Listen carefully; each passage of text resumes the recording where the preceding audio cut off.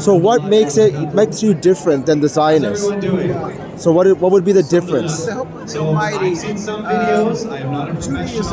is one issue, and that's a covenant we made with God to be subservient to God, to keep the Torah. It's a 3,000-year-old religion. You can't change it. Reform Judaism came 250 years. They're going to change the religion. And they stop practicing the Torah. They don't keep the Sabbath. They don't keep kosher. They eat pig. They do whatever they want. Yet they claim they're representing Judaism. Their grandchildren already didn't like their concept of assimilating in the societies in Europe or whatever. So they became Zionists. So they decided they're going to make their own homeland. And being that they don't, they're not God-fearing. They're not following the Torah. So they have no they have no problem with falsely using the religion to justify their occupation of another people and stealing and taking the land from another people, or actually sacrificing on the altar of their goal to get the control over the land, whether it's the Palestinian people or the Jewish people. We have so many pictures of the Jewish people demonstrating, children, old men in the streets of Jerusalem. And they're getting brutally beaten by the IDF, the Israeli Defense Force, what they call it, simply because they're demonstrating against things. And we don't carry guns, we don't carry knives, and they get assassinated, they get beaten, brutally beaten. This is an ongoing phenomenon for 76 years. So there's no other Judaism than Orthodox Judaism that is against Zionism. Jews are in exile for 2,000 years since the destruction of the temple. We are forbidden to have even 1 inch of a Jewish sovereignty. We are forbidden to kill or steal. We live together with Palestinians and Muslim people in the Muslim world for hundreds of years. We were embraced and taken in. Part of Judaism is the requirement to show gratitude for good done to us. And Zionists, in order to be able to gain support and sympathy, they have to make a narrative by vilifying the Palestinians and the Muslims and saying we have a religious conflict. The Muslims hate the Jews, they're anti-Semitic.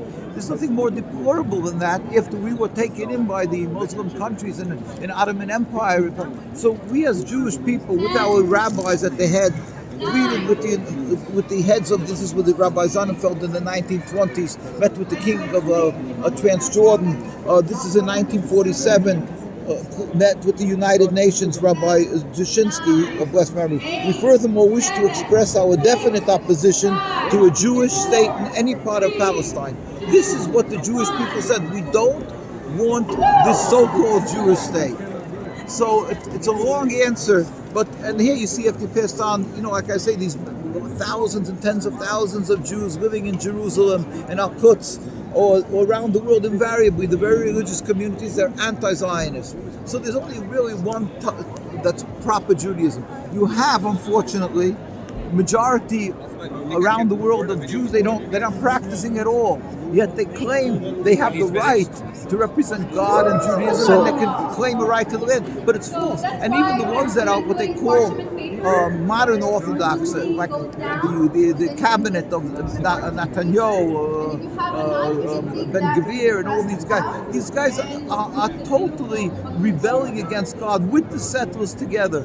They invariably, they don't come from the very religious communities, and they've grabbed onto Zionism because Zionism sells itself as God's Torah and God's will. That's how they're selling it, selling it that way. It's totally false. Like I say, invariably, you go to the Jewish communities, the very religious will all stand in unison against Zionism. We even put out a book called The Rabbis Speak Out, which is a compilation of all the major rabbis from the beginning of Zionism, 130 years already, before they made the state, in every land, whether it's Yemen, whether it's Hungary, whether it's Poland, whether it's Jerusalem, Palestine, it really doesn't matter where, they all stood in opposition.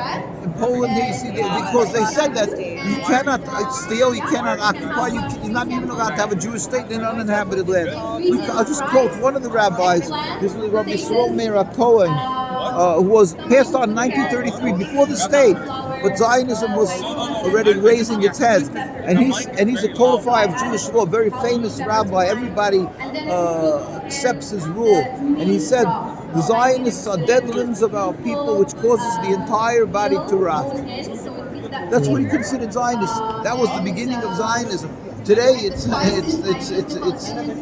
only causing the body to rot, it's with power destroying them and destroying the people of Palestine. So it's kind of like they're hijacking the culture. The hijacking the whole concept. It's an ersatz Judaism. They're transforming Judaism from what it was for 3,000 years, what we gave our lives for, meaning to be subservient to God, to accept His laws, and they're making, it's nothing. You just have to be.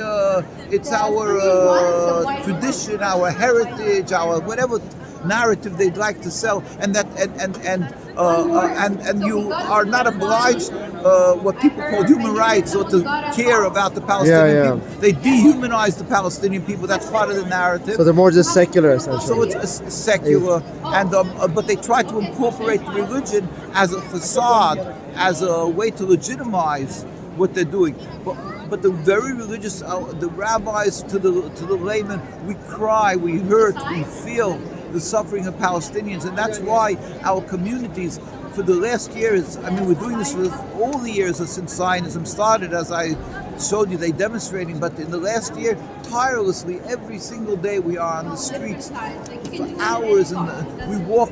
On the Sabbath, we're not allowed to use cars. We walk from our Jewish neighborhoods. It takes us 3 hours to walk to Times Square, or in London they go to Trafalgar Square, and they can, in the cold, in the heat, in the rain, the snow. It doesn't matter. We go out there and march for hours. It's unbelievable, but we're doing this because we feel it's incumbent upon us, and that the world has to realize they're being conned, they're being fooled. It's the vilification, the dehumanization of the Palestinian people is criminal beyond words, and the genocide is a fact on the ground. And we plead with the world leaders that they should stop buying into this narrative of the Zionists and stand up for what is godly and save the people of Palestine, which they can. Thank you so much. That was a very long explanation, but I think you pretty much zoned it in and explained to everyone that, it's not like Judaism is separate from Zionism. Zionism, and it's unfortunate. It's unfortunate. I think it's setting this false narrative of what Judaism really is, right? And someone like myself, honestly, for many years I didn't know the difference, right? And so it's important for people to know what the difference is, right? That Judaism is not Zionism. Thank you. Thank you so much.